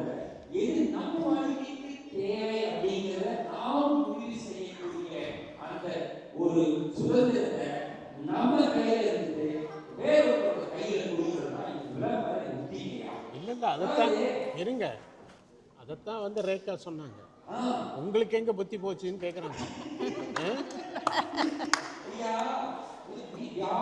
வியாபாரத்தின் முக்கிய உந்துகோல் விளம்பரம் அப்படின்னு சொன்னாங்க. ஆனா வாழ்க்கை என்ற திறவுகோல் உங்க கையில இருக்குமா, வியாபாரி கையில இருக்குமா? அந்த திறவுகோலை உங்க கையில வச்சுக்கோங்க அப்படிங்கிறது எங்க கையோட பாடம். அதுதான் நான் சொல்றேன். அதனால அவங்க கையில எப்படி கொடுத்துட்டு இந்த விளம்பரத்துக்காக எல்லா சங்கடங்களையும் தவிர்க்க முடியாத இந்த விளம்பரங்கள் ஒவ்வொரு நாளும் நம்ம வாழ்க்கையை கொடுத்துட்டே இருக்கிறது. இப்போ கிட்டத்தட்ட பார்த்தீங்கன்னா இந்த டெக்னாலஜி வளர வளர விளம்பரம் இல்லாத உலகில் நீங்க வாழ வேண்டும் என்றால் அதற்கு நீங்க சில தொகைகளுக்கு வேண்டும் அப்படிங்கிற அளவுக்கு நீங்க போயிட்டீங்க. You have to subscribe to avoid advertisement programs. இல்லையா? உண்மையில அந்த அளவுக்கு விளம்பரங்கள் நம்மளை கட்டி போட்டுருக்கு. இந்த உலகத்துல இந்த டெக்னாலஜி எல்லாம் வளர வளர அன்பு, கருணை, சக மனிதர்களுடைய ஒரு நம்பிக்கை இதையெல்லாம் விதைகள். ஆனா இந்த அட்வர்டைஸ்மெண்ட் நீ தனித்தவமான இது கூட தேவை. அந்த காலத்துல சொல்லுவாங்க, அந்த சொல்றது டிவியில ஓடிய டிவியில ஒரு ஃபேமஸான ஒரு அட்வர்டைஸ்மெண்ட் இருக்குங்களா, neighbours Chelsea so own style அப்படிங்கிற மாதிரி சொல்லுவாங்க. அப்படிதானே? அந்த மாதிரிலாம் வந்துட்டு நமக்கு எப்பவுமே பார்த்தீங்கன்னா ஒரு உங்களுக்கு பிடிச்ச திருக்குறள் அழுக்காறு அவா வெளி விநாசம் இழுக்காடு என்றது அறம். சொல்றதெல்லாமே உங்களுக்கு அழுக்காடு. அவனா அவனுடைய இன்வெஸ்ட்மெண்ட்டே விளம்பரத்துடைய டோட்டலா எல்லாருக்கும் ஒரு ஆசையை தூண்டுது. அவா வெயில் அதுக்கு ஹோல் சினிமா இண்டஸ்ட்ரி. இன்னைக்கு சொல்ற அந்த சிலிபிட்டி பாருங்க, தலைவர் அவர் வர்றாரு, அவருடைய ஓப்பனிங் சீனே அடுத்த சினிமாவே போடுறாரு. அதுதான் அவருடைய முதல் ஓப்பனிங் சீனே. அந்த இளைஞர்களுக்கும் சமுதாயத்துக்கும் அவர் சொல்லக்கூடிய கருத்து இல்லை. எப்பவுமே ஒரு கோபமான ஒரு மனநிலையில் இருக்கக்கூடிய ஒரு சொசைட்டியை உருவாக்கி இருக்கணும் அப்படிங்கிறது அவங்க நான் கேட்கிறேன். அப்புறம் என்ன சொல்ல வேண்டியது, அட்வர்டைஸ்மெண்ட்ல வரக்கூடிய இந்த வார்த்தைகள்லாம் நான் நீங்க சொன்னா அது வந்து சபை நாகரிகமா இருக்கு. அன்னைக்கு பாருங்க, ஒரு இளம் கப்பல் யூகேல வரக்கூடிய ஒரு அட்வர்டைஸ்மெண்ட் தான். நல்ல ரெண்டு பேரும் அவங்களுடைய அட்வர்டைஸ்மெண்ட் முதல்ல ரோட்ல இருந்தது, நியூஸ் பேப்பர் இருந்தது, டிவி இருந்தது, இப்போ படுக்கையறையுமே வந்தாங்க. அதனால சொல்லி ஆகும். ஸோ சபை நாகரிகம் அதில் கூடிய ஃபுல்லாக என்ன சொல்ல முடியல. அந்த இளம் கப்பல் அவங்க வெளியே போறாங்க, கட்டி அடிக்கிறாங்க. அதுக்கப்புறம் அதை சொல்ல விரும்பல. ஆனால் அடுத்த நாளே காலையில் எழுந்திருச்சுமே அவங்களுக்கு பிரேக்ஃபாஸ்ட் சாப்பிட உடனே ஒரு சுவிட்ச் போடுறாங்க. போட்ட உடனே பக்கத்துடைய அந்த பார்ட்னர் வந்து சொல்லத்துக்கு கூட போயிருக்காரு. பார்த்தா வந்துட்டு அப்படியே அப்புறமா வந்துட்டு அந்த காலை இருக்கக்கூடிய அந்த வாட்டர் கான்ஃபரன்ஸ் நான் பேச சொல்ல விரும்புகிறேன். அந்த கான்ஃபரன்ஸ் பக்கத்துலேயே வந்து எடுத்துக்கிறேன். ஏன்னா அந்த இடத்த கான்ஃபரன்ஸ் நிரப்பிச்சான் படுக்கை எவ்வளோ அழகமா இருக்கு. இதை நீ இல்ல இதை இவ்வளவு தீவிரமா ஆராய்ஞ்சிருக்கீங்க.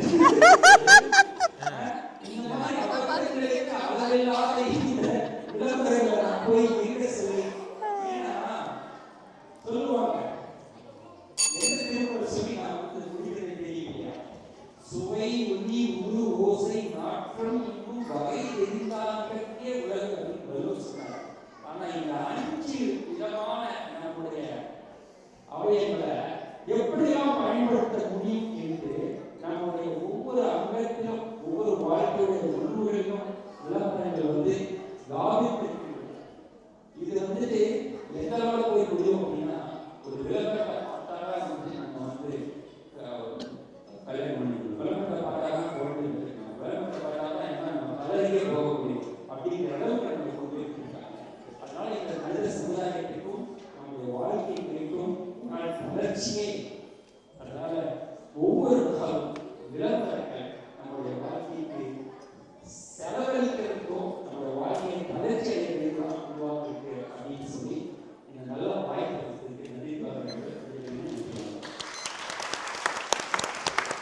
மைக்கு வாங்க. இதில் ஒரு உண்மையை உங்ககிட்ட நான் வந்து பகிர்ந்துக்க வேண்டியிருக்கு. நண்பர் கந்தசாமி பாரதி சொன்னார், இந்த செல்ஃபி எடுத்தே நிறைய பேர் இப்படி ஓஞ்சி போனாங்க, நிறைய பேர் கீழே விழுந்தெல்லாம் செத்துருக்கான் மலை மேலே இருக்கு. நான் இன்றைக்கு சொல்கிறேன் கேளுங்க. அவருக்கு பெயர் வந்து நாங்கள் வச்சிருக்கிறது வந்து திருக்குறள் மைந்தன். அவர் செல்ஃபி மைந்தனும் கூட. எங்க போனாலும் ஐயா ஒரு செல்ஃபி, ஐயா ஒரு செல்ஃபி. உங்களுக்கு வாய்ப்பு நாங்கள் கொடுக்கல, இல்லைன்னா நேரம் ஒரு 50 செல்ஃபி எடுத்திருப்பார். ஊருக்கு உபதேசம் பண்ணுறதை நம்மளும் கடைப்பிடிக்கணும் இல்லையா கண்ணா? சொன்ன பாயிண்ட் எல்லாம் சரிதான். இருந்தாலும் கூட அந்த நீங்கள் சொன்ன அந்த உதாரணம் தான் எனக்கு கொஞ்சம் வந்து நெருடலாக இருக்குது. இந்த மாதிரி வந்து விளம்பரங்கள்ல நான் பார்த்ததே கிடையாது. அது நீங்கள் வந்து ரொம்ப ஆழமாக கவனித்து கொண்டு வந்து சொல்லியிருக்கீங்க சபைக்கு. சபையோட அவரை மன்னிச்சிருங்க. இவருக்கு எதிராக கருத்துக்கள் சொல்கிறதுக்கு இப்போ மருத்துவர் விஜய் வர்றாரு. வாங்க விஜய்.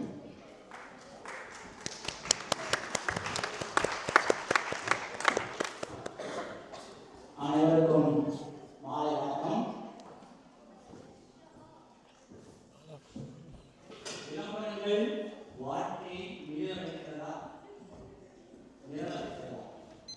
நான் எவ்வளோ பேசணும்னு வந்தேன். ஆனால் நண்பர் கந்தசாமி பாரதி பேசுனதுக்கு அப்புறம் ஒரு விதமான குழப்பத்தோடு இருக்கேன். அவங்க துணிவிய சாய்ஸ்லாம் இருக்காங்க. வீட்டுக்கு போகிறேன் மாநில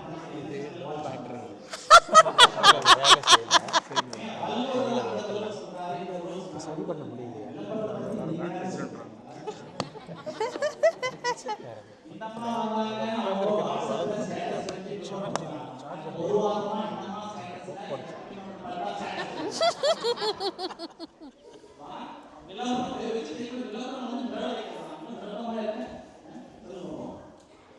அதாவது ஆன்லைன் மட்டும் வந்து டிஜிட்டல் மீடியா வந்துச்சு, சோஷியல் மீடியா பிளாட்ஃபார்ம் வந்துச்சு, வர்த்தக போட்டி இருக்குது. அப்படி இருக்கிறபோது ஒரு பொருளை உருவாக்கும் போது மக்களை சென்று எவ்வாறு அழைத்து பார்க்கும்போது விளம்பரங்கள் முக்கியமான ஒரு இடத்தை பெற்றிருக்கு. சில நேரங்கள் விளம்பரங்கள் வந்து அதிகபட்சமா இருக்கும். ஆனா அதை நம்மளால பார்த்து ஆராயணும். 100 மீட்டர் தூரத்துல இருந்து வர வாசனையை வச்சு அது காக்கா பிரியாணியா கோழி பிரியாணியா கண்டுபிடிச்சு தெரிஞ்சுருக்கு. 20 நிமிஷம் டிவியில் வர விளம்பரம் உண்மையா பொய்யா பார்த்து மாற்றுறதுக்கு அறிவிக்கிறேன். இதை வந்து நீங்க பேசுறாங்க. அதுவும் விளம்பரம் வந்து தாழ்வு மனப்பான்மை போகுதுங்க. 10 வருஷத்துக்கு முன்னாடி ஆண்களுக்கான ஃபேண்டசி கிடையாது. 10 வருஷமா ஆண்களுக்கான ஃபேண்டசி கிடையாது. அதெல்லாம் யூஸ் பண்ணும்போது அது வந்து போட்டு நம்ம வந்து ஸ்கின் கலரான போட்டு ராமசாமி மாதிரி ஒரு ஃபீலிங் வருது.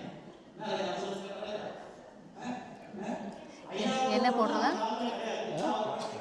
சென்டா. வணக்கம் வணக்கம் வணக்கம்.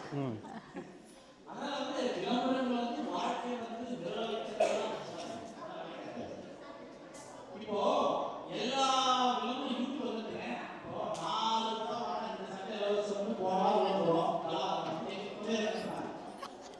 நல்லா நான் ஆஃபர் இருக்கு நீ வாங்க அப்படின்னு எல்லாத்தையும் ஆஃபர் வாங்கி வீட்டில் வச்சுக்கோங்க. இவங்க வந்து விளம்பரங்கள் வந்து நிராகரிக்கிறது பேசுறாங்க.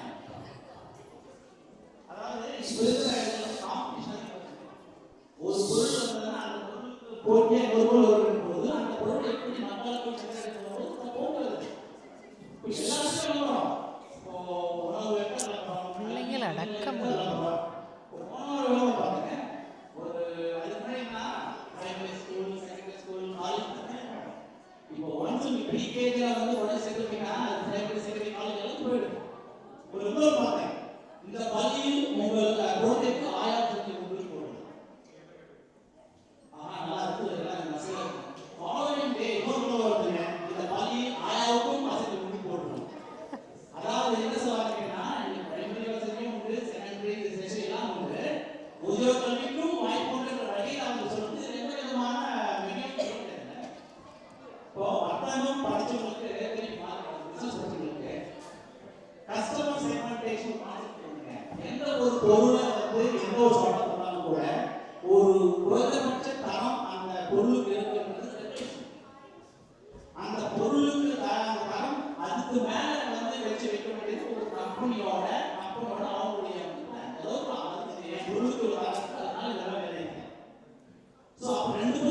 வரும்போது என் பொருள் தரமாக இருக்கிறது போது அவங்க விளம்பரம் அதிகபட்சமாக தான் இருக்கும். அந்த விளம்பரங்கள் சரியா தரமாக பார்க்க வேண்டியது நம்மளோட போச்சுன்னா நீங்கள் வந்து பார்த்தீங்கன்னா இப்போ வாய்ஸ் இருக்குது, ரிவ்யூ இருக்குது, டெஸ்ட் இருக்குது, சேல்ஸ்பரி, ஆஸ்டா, மார்க்கெட் சென்சர் எல்லாமே இருக்குங்க. இப்போ அந்த கஸ்டமர் காம்படிஷன் எல்லாமே அவங்க வந்து எல்லாரும் எல்லாத்தையும் போகிறீங்க. ஒரு மிடில் கிளாஸ் இருக்காங்க, லோவர் மிடில் கிளாஸ், அவங்க வந்து டெஸ்ட் ஆஸ்டா வீட்டில் இருக்காங்க. ஸோ ஆப்போசிட்டாக செலவு செய்யக்கூடிய அவங்க எல்லாம் வந்து மார்க்கெட் சென்சர் வாய்ப்பு இருக்குது. ஆக ரெஃபரன்ஸ் மார்க்கெட் சென்சர் போகிறவங்க வந்து லிடிலுக்கும் ஆஸ்டாக்கும் போயிட்டு இந்த பொருள் வந்து இவ்வளோ குவாலிட்டி கம்மியாக இருக்கு தேவைப்படாது. அதே மாதிரி லிடிலுக்கு டெஸ்ட் ஆகுது போகிறவங்க காமிலிஸ் போயிட்டு இந்த பொருளை அதிகமான வேலைக்கு கேட்கக்கூடாது. அதுதான் வர்த்தகம். அதனால அந்த இருக்கும்போது இந்த விளம்பரங்கள் வந்து அதுக்கு தகுந்த தான் அமைக்க முடியும். இதில் வந்து என்ன வேலை வைக்கிறது புரியல. ஒரு பொருள் ஒரு பொருள் விளம்பரம் பண்ணும்போது அந்த பொருள் வந்து மக்களோட மனதில் எவ்வாறு பதிவிக்க முடியும், பதிவிக்க வேண்டும் அப்படின்றது. அப்படி இருக்கிற பட்சத்தில் அந்த விளம்பரங்கள் ஒரு குறிப்பிட்ட மாற்ற போயிடாங்க. இதில் வந்து விளம்பரம் இருக்குது, அதை பண்ணுறது அவசியம் கிடையாது. அடுத்தது பார்த்தோம்னா அதாவது இதுக்கு முன்னாடி ஒரு பிராண்டட் உணவு யூடியூப்னால எத்தனை விதமான சிறு வணிகர்கள்லாம் வந்து வளர்ந்துட்டாங்க. அதாவது யூடியூப் சீ ஃபுட்ஸ் கான்செப்ட் வந்து பயமா போயிட்டு. அதாவது தள்ளு வண்டியில வெட்டி போட்டு வியாபாரம் பண்ணணும்னா இங்க வந்து ஒரு சிறு ரெஸ்டாரண்ட் நடத்தாங்கன்னா என்ன காரணம்? இந்த யூடியூப், ஃபேஸ்புக், இன்ஸ்டாகிராம் விளம்பரம் மூலமாக அவங்களுக்கு கிடைக்கிற லாபம். அதன் மூலமா அந்த சீட்டு ஒரு ரெகக்னிஷன் கிடைச்சுங்க. இப்போ கூப்பிட்டு போறாங்க இருக்கும். நான் வந்து ஒவ்வொரு ஏரியாவுக்கு போயிட்டு ஒவ்வொரு ரெஸ்டாரண்ட் போய் ரிவ்யூ போடும்போது ஆராய்ச்சியோட சயின்ஸோட அவங்க வந்து அந்த வியாபாரம் வந்து அதாவது மக்கள் போய் புரிய வேண்டாம். எத்தனை பேர் இன்னைக்கு நியூஸ் பார்த்தீங்கன்னா நான் ரெஸ்டாரண்ட் கல்லூரி வச்சிருக்கோம், ரெஸ்டாரண்ட் வந்து வாழ்க்கை அது முன்னாடி கிராமத்துல பார்த்தீங்கன்னா இந்த சம்மர்லாம் வந்து வயல் போனாலும் வீட்டுக்கு வருவோம், கிராமத்தில் வருவோம், பேங்க்கு வருவோம். மாசத்துக்கு 10,000 சமையல் சமாளிச்சுலாம் என்ன பார்த்தீங்கன்னா அவங்க இன்ஸ்டால் போவோம், நியூசிலாந்து, யூகே, யூஎஸ் எங்கே பார்த்தாலும் ஏற்றிட்டு வந்தாங்க. இப்போ அந்த மாதிரி ஒரு பாசிட்டிவ் விளம்பரத்தை இருக்கிறது எடுத்துக்கல. அப்படி பார்த்தீங்கன்னா இந்த விளம்பரங்கள் வாழ்க்கையில் வெறும் துறையாகத்தான் இருக்கிறது, வாழ்க்கையை வெல்லத்தான் செய்கிறது என்று ஆண்டவா போய் வாழ்க்கை முடித்தேன். நன்றி.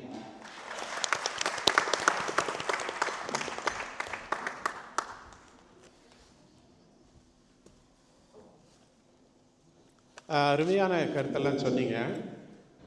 கிட்டத்தட்ட ரேகா சொன்ன மாதிரி தான் நான் சொன்னேன். உன் புத்தி என்ன சொல்லுது, அதை போய் பாரு அப்படின்னு சொல்கிறீங்க. உண்மைதான்.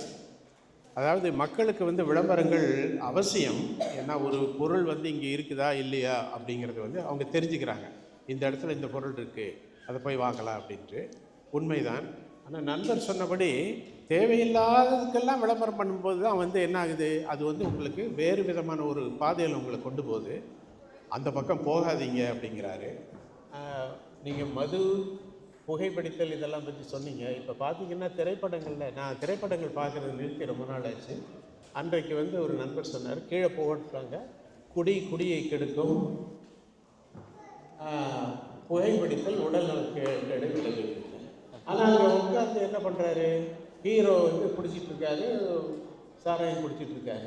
இப்போ நீங்கள் என்ன சொல்ல வர்றீங்க அப்படிங்கிற ஒரு கருத்து இருக்குது. அதைத்தான் அவர் சொல்கிறாரு, அவன் காசு வாங்கிட்டு நடிக்கிறாய்யா, கீழே போடுறாங்களா, அதை பாரு, அதை பார்த்து நீ திருந்து அப்படிங்கிறாரு.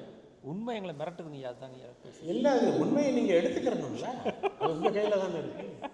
அருமையாக சொன்னார். இப்போ உறுதி பேச்சாளர் நம்ம திருமதி கலா திருநாவுக்கரசு அவங்க வர்றாங்க. அவங்களுக்கு ஒரு கரகோஷம் கொடுத்து வரவேற்கணும். நன்றிங்க ஐயா.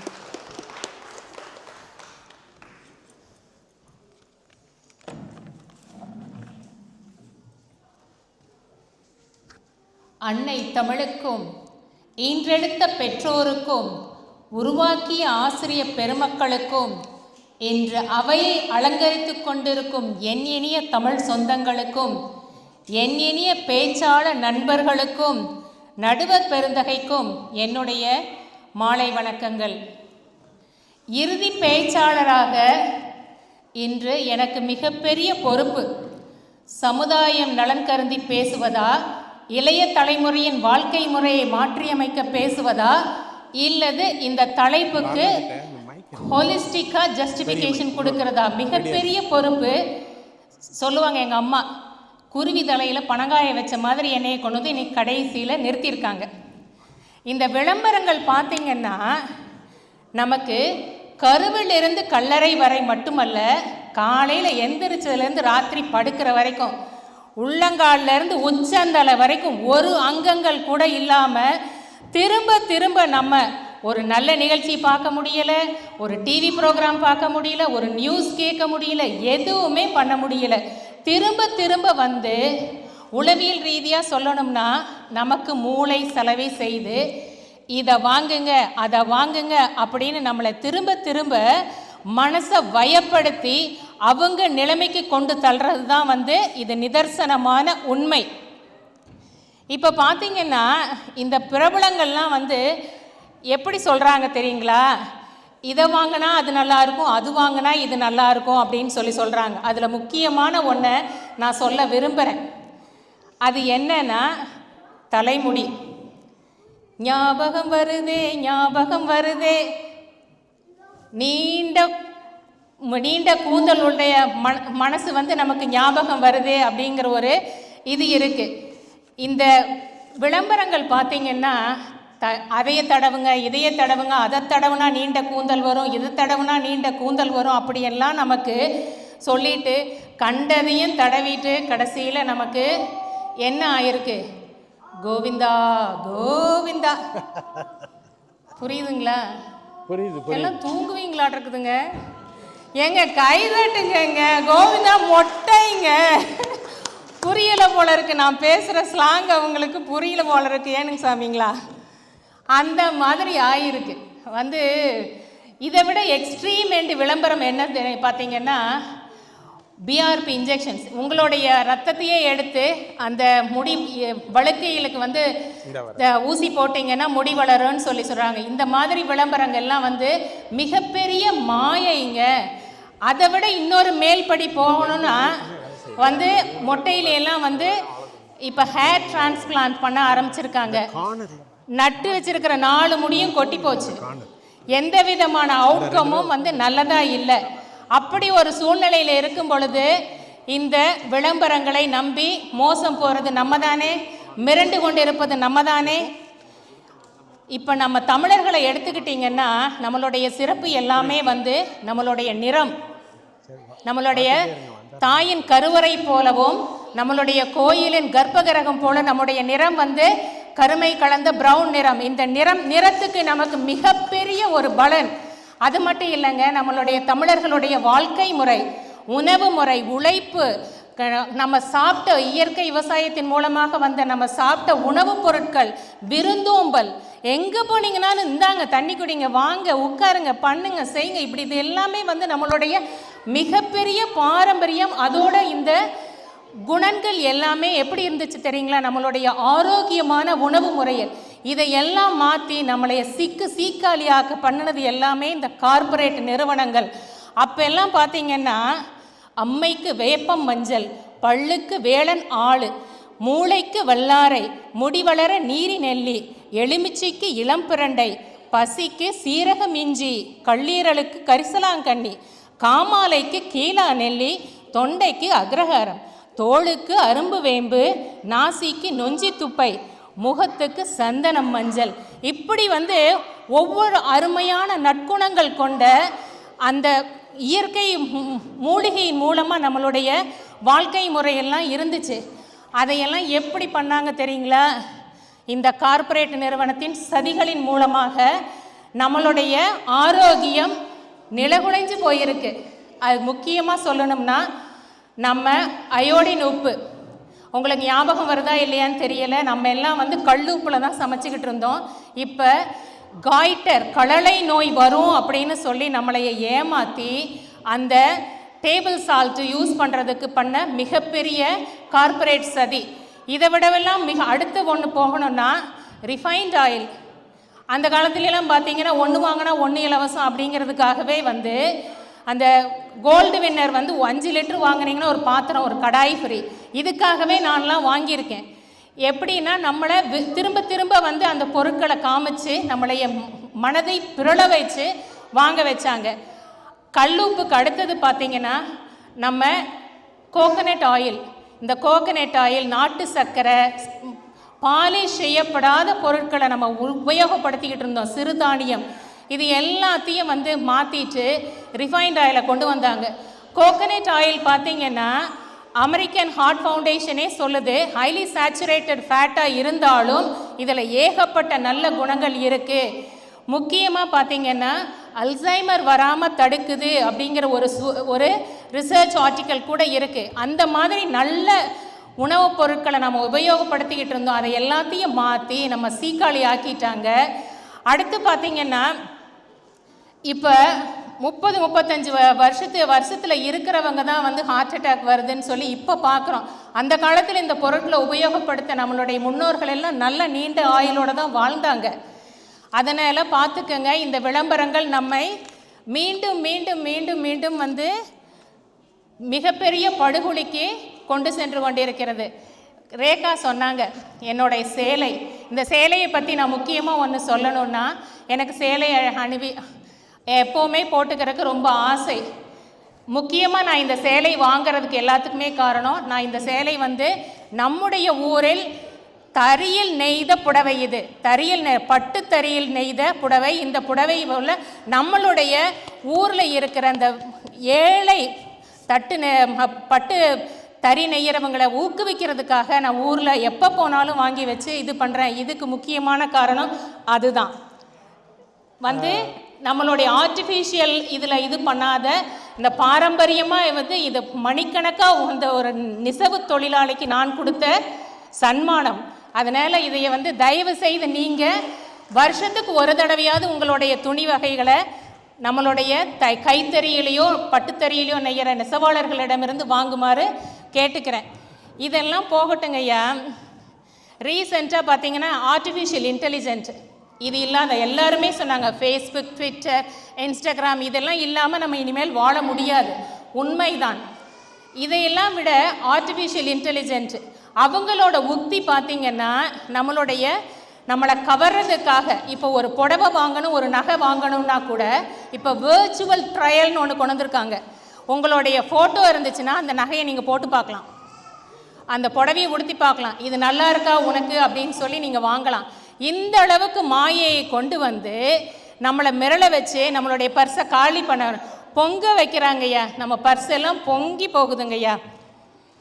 அடுத்து பார்த்திங்கன்னா மைண்ட் வாய்ஸு, நிலம் நீர் இருப்பிடம் அப்படின்னு சொல்கிற மாதிரி ஒரு இடம் வாங்கிறதுக்கு திருச்சியில் இருக்கும் பொழுது நானும் என் கணவரும் போயிருந்தோம். அவங்களுடைய விளம்பரம் பாருங்களேன், என்ன எப்படி இருந்துச்சுன்னா, ஊரில் ஒதுக்குப்புறமாக அமைதியான ஒரு சூழலில் நல்ல ஒரு காற்றோட்டமான வசதியான அருமையான இடம் அப்படின்னு சொல்லிலாம் விளம்பரம் கொடுத்துருந்தாங்க. சரி நம்மளும் தான் போய் பார்ப்போம், எங்கேயாவது அப்படியே ஒரு பீச் ஓரமாக ஒரு நீர்நிலை இருக்கிற இடத்துல நமக்கும் ஒரு வீடு இருந்தால் நல்லா தானே இருக்கும் அப்படின்ட்டு ஒரு நப்பாசையில் நாங்கள் போனோம். போய்கிட்டே இருக்குது, ஊரை விட்டு போகுது போகுது போகுது போகுது போயிடுச்சு. கடைசியில் அங்கே போய் பார்த்தா தூக்கி வாரி போட்டுச்சு. என்னோட மைண்டு வாய்ஸ் என்ன தெரியுங்களா, உங்கள் தாத்தா இங்கே தான் இருக்கார், உங்கள் அப்பா இங்கே தான் இருக்கார், உங்கள் மாமா இங்கே தான் இருக்கார், உங்கள் அத்தை இங்கே தான் இருக்காங்க, நீ இங்கே தான் வரப்போகிற. என்ன இடம்னு தெரியுதுங்களா உங்களுக்கு? சுடுகாடுங்க, சுடுகாடு. அந்த சுடுகாட்டில் போய் பிளாட் போட்டுட்டு எங்களை வாங்குறதுக்கு ஊருக்கு ஒதுக்குப்புறமா காற்றோட்டமாக அப்படி இருக்கும் இப்படி இருக்குன்னு என்ன பில்டப் சொல்லுங்கள் பார்க்கலாம். இந்த மாதிரி நம்மளைய ஏமாத்திக்கிட்டு இருக்காங்க இந்த விளம்பரங்கள். இந்த இடம் வாங்குனீங்களா? இல்லைங்கய்யா, பறந்தடிக்க ஓடி வந்துட்டாங்கய்யா. அதுதான் கூப்பிடுதே, வா வா உன்னையும் வாங்கி போட்டுக்கிறேன், உங்கள் எல்லாத்தையும் வாங்கி போட்டிருக்கேன், நீயும் உன்னையும் வாங்கி போட்டுக்கிறேன்னு கூப்பிடுதே, ஒடியாந்துட்டேங்கய்யா. அதனால் எதுவும் வாங்கலை. அடுத்து பார்த்தீங்கன்னா இந்த ஏஐ டெக்னாலஜியில் ஒரு முக்கியமான விஷயத்த சொல்லணும்னு நினைக்கிறேன். இந்த கூகுள் மணி இருக்கிறார் இல்லைங்களா, கூகுள் மணியில் வந்து பார்த்தீங்கன்னா நம்ம வாழ்க்கை எல்லாத்தையும் அடமானம் வச்சுட்டோம்.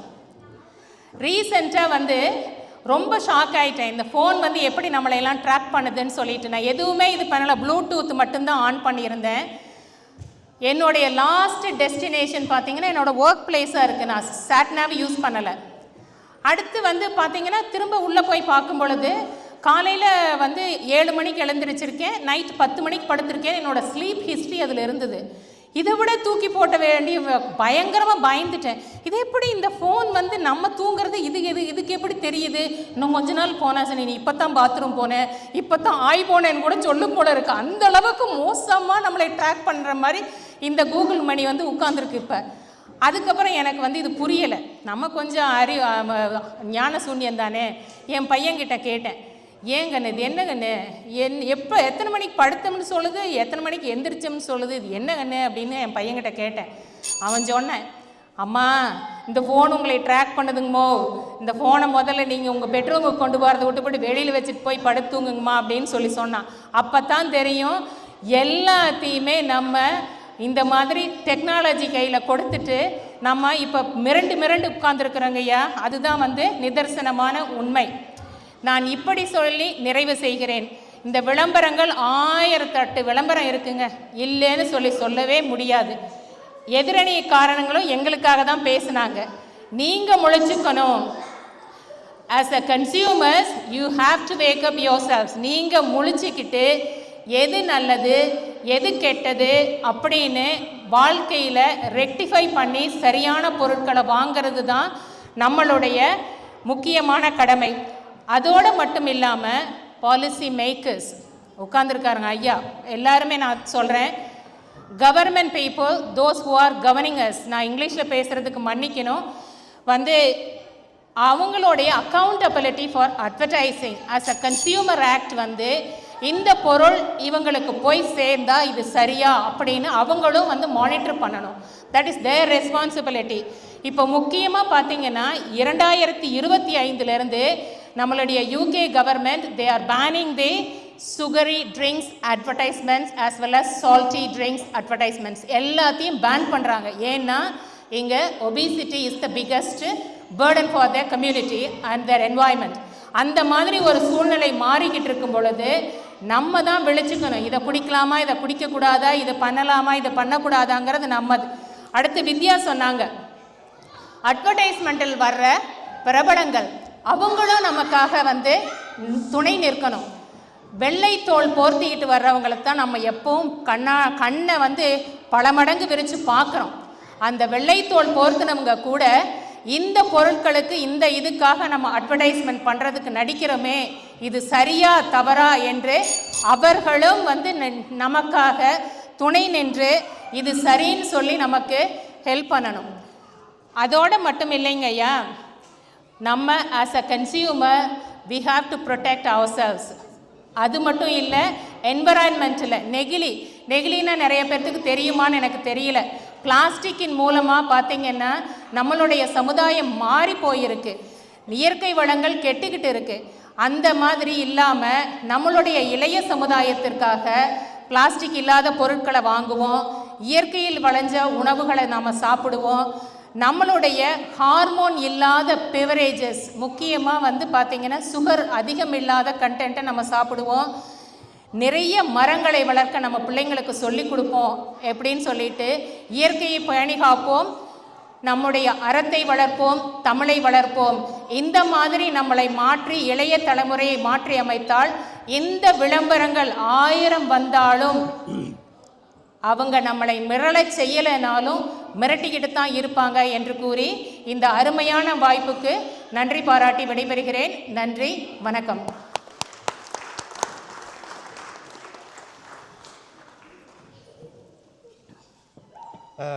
கலா, நீங்கள் 2 கருத்து சொன்னீங்க. ஒன்று வந்து இந்த சேலை வாங்குறதை பற்றி, அது ஒரு அருமையான கருத்து. அங்கே இருக்க அந்த நெசவாளர்களுக்கு நான் வந்து ரொம்ப உதவியாக இருக்குன்னு சொல்லி தான் இதை வாங்கினேன்னு. இது போக வேறு ஏதாவது சேலை வாங்கினீங்களா அப்படின்னு தெரியல எனக்கு. அது உங்கள் வீட்டுக்காரரை கேட்டால் தான் தெரியும். நல்ல காரியம் தான் நீங்கள் சொன்னது. இரண்டாவது வந்து இந்த ஊருக்கு வெளியே உங்களை கூட்டிகிட்டு போய் ஏதோ ஒரு இடத்த விற்க பார்த்தான்னு சொன்னீங்க இல்லையா? நீங்கள் உங்களுடைய புத்திசாலித்தனத்தை பயன்படுத்தி அங்கேருந்து தப்பிச்சிட்டிங்க. அதை தான் வந்து ரேகா சொன்னாங்க, அவன் என்ன சொன்னாலும் நம்மளும் கொஞ்சம் சிந்திக்கணும் அப்படின்னு சொல்லிட்டு. அது வந்து ரொம்ப முக்கியமான காரியம். ரெண்டுமே இருக்குது. நான் சுருக்கமாக சொல்லிடுறேன், என்ன நேரத்தை கருதி சுருக்கமான ஒரு தீர்ப்பு சொல்லிடலாம். அதாவது விளம்பரங்கள் இரண்டு பக்கம் உள்ள ஒரு கத்தி மாதிரி.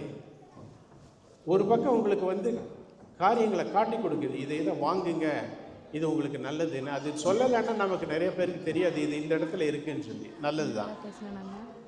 பழைய காலத்தில் நீங்கள் பார்த்தீங்கன்னா வீட்டுக்கு வெளியே மார்கழி மாதம் சின்ன சாணம் வச்சு அதில் மஞ்சள் பூ வைப்பாங்க.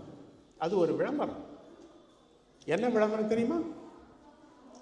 அந்த வீட்டில் ஒரு பெண் திருமணத்திற்கு தயாராக இருக்கிறாள் அப்படி. இது ஒரு நல்ல விளம்பரம். அந்த மாதிரி தான் செய்திருக்காங்க. பத்திரிகை, கல்யாண பத்திரிகையில் பார்த்தீங்கன்னா பேர் போட்டிருப்பாங்க, திருவளர் செல்வன், திரு நிறைச்செல்வன் போடுவாங்க. இது ஒரு விளம்பரம். அந்த திருவளர்ச்செல்வன் அப்படின்னு போட்டிங்கன்னா இந்த பையன் போக வீட்டில் இன்னொரு பையன் இருக்கிறான் திருமணத்துக்குன்னு உங்களுக்கு ஒரு விளம்பரம். திரு நிறைச்செல்வன் போட்டிங்கன்னா அவ்வளோதான், இங்கே வேற ஆள் இல்லை, இவன் தான் இங்கே கடைசி பையன். அருமையான ஒரு விளம்பரம். அந்த காலத்தில் நம்ம மக்கள் வந்து இதையெல்லாம் வந்து யோசிச்சிருக்காங்க. நீங்கள் பார்த்துருப்பீங்க, ஊரில் வந்து சாமி ஊர்வலம் வருது அப்படின்னா அதுக்கு முன்னால் ஒருத்தர் தண்டோரை போட்டுட்டு போவான், அப்புறம் வேட்டு விடுவாங்க, வான வேடிக்கை விடுவாங்க. என்னென்னா அது ஒரு விளம்பரம், சாமி உங்களுடைய தெருவுக்கு வந்துக்கிட்டு இருக்கு அப்படின்னு. இதெல்லாம் நல்ல காரியம், இல்லைன்னு சொல்ல முடியாது. ஆனால் காலப்போக்கில் அது பிறண்டு என்ன ஆகி போச்சுன்னு கேட்டிங்கன்னா, நீங்கள் எதை வாங்கினாலும் விளம்பரத்தை பார்த்து தான் வாங்கணும் அப்படின்னு. ஒரு விளம்பரம் அன்னைக்கு பார்த்தேன் நான். ஒரு சிறு குழந்தை, ஒரு 10 வயது குழந்தை மாதிரி ஒரு 3-4 பேர் சேர்ந்து, என்ன விளம்பரம் தெரியுங்களா? குலோப் ஜானுக்கு விளம்பரம். அது என்ன பாடுதுன்னா, குண்டு குண்டு குலோப் ஜான் இன்னும் கொஞ்சம் கொண்டு வா அப்படின்னு. நான் நினைச்சேன், உன்னை பார்த்தா நீ குண்டாவே இருக்கிற, இதையும் சாப்பிட்டேன்னா இன்னும் குண்டாயிருவ அப்படின்னு. ஏன்னு கேட்டிங்கன்னா, ஒபிசிட்டி அப்படிங்கிறது வந்து உடல் பருமன்கிறது இப்போ ஒரு வியாதி இந்தியா. இதே போல் வந்து என்ன விளம்பரம் வருது, நீங்கள் போனீங்கன்னா எங்கே போவீங்க? மெக்டொனால்ட்ஸ் போவீங்க. நான் பேர் சொல்கிறதுக்காக மன்னிக்கணும். அதே போல் நிறைய நிறுவனங்கள் இருக்குது. அங்கே போனால் ஒரு டவர் அப்படின்னு ஒன்று வச்சுருக்கோம். டவர் அப்படின்னா இவ்வளோ பெரிய ஒரு சமாச்சாரம். அதை சாப்பிட்டேன்னா எனக்கு இருதயமே நின்றோம். எனக்கு மட்டும் எல்லாருக்குமே அவ்வளோ கொழுப்பு சேர்த்து அதுக்குள்ளே இருக்குது.